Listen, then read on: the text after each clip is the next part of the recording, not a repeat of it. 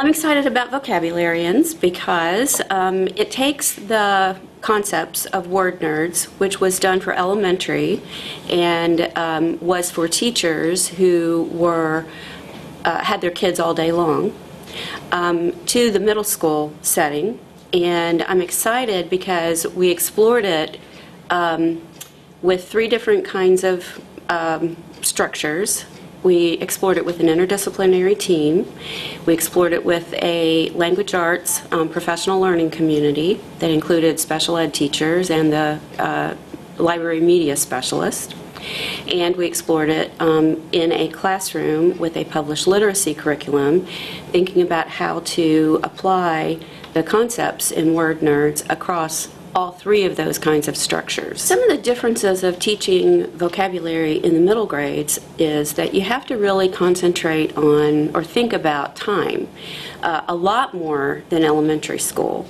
With the elementary kids and the elementary structure where a teacher is in a self-contained classroom and has kids all day long, that teacher can introduce vocabulary and can reinforce it throughout the day. A lot of students already come to us with a big deficit, and it just grows bigger once they get into high school. And if we don't catch them now, especially when it seems like they're really receptive to the vocabulary right now. All right, so you all should have your journals, and up on the front board it has what you need to do for your entry activity.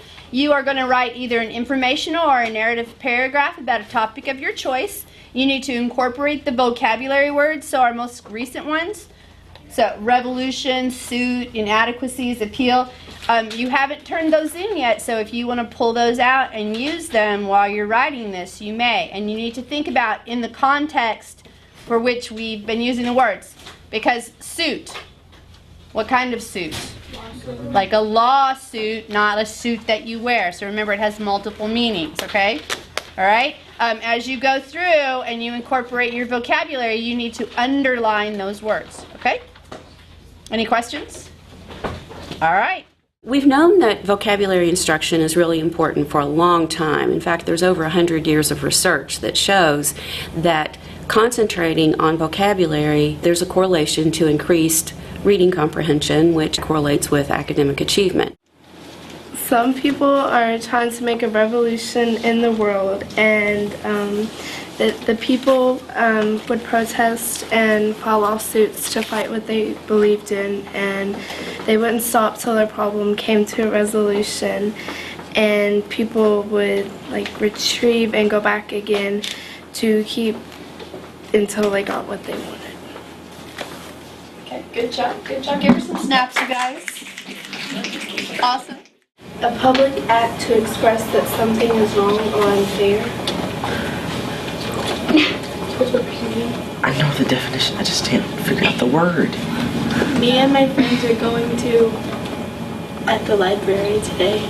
They're receptive to the games, and to them it's a game, but they're learning.